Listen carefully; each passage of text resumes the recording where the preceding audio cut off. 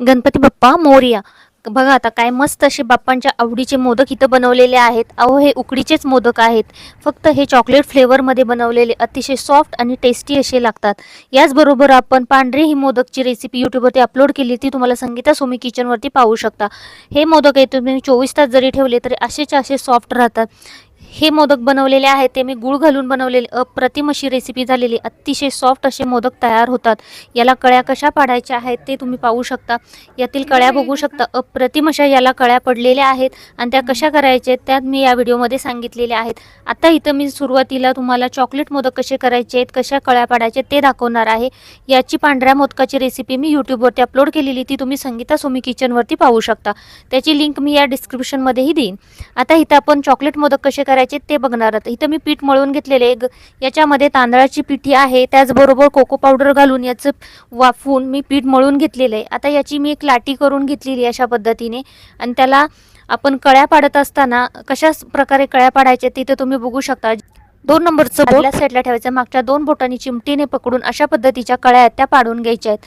एकदम सोप्या पद्धतीच्या कळ्या आहेत आणि इझिली पडल्या जातात. फक्त या कळ्या पाडत असताना खालपर्यंत मोदकाला कळ्या पाडून घ्यायच्या आहेत. म्हणजे वरच्या कळ्या जरी मोडल्या जातात तरी खालच्या कळ्या आहेत ना त्या मोदकाला तशाच्या तशा शिल्लक राहतात. अशा पद्धतीने सारण भरायचं आणि मोदक एकदम हलक्या हाताने असा बंद करून घ्यायचा आहे. म्हणजे ज्या अर्ध्यावरच्या कळ्या असतात त्या मोडल्या जातात आणि खालच्या कळ्या असतात त्या तशाच्या तशा राहतात.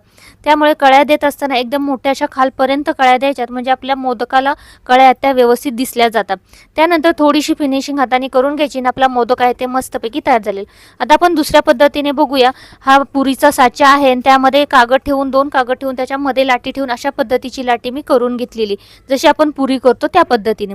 आणि सेम तशाच त्याला कळ्या पाडून घेतलेल्या आहेत. बघा अप्रतिम अशा कळ्या पडतात आणि दिसायला अतिशय सुंदर अशा दिसतात. झटपट तयार होतात.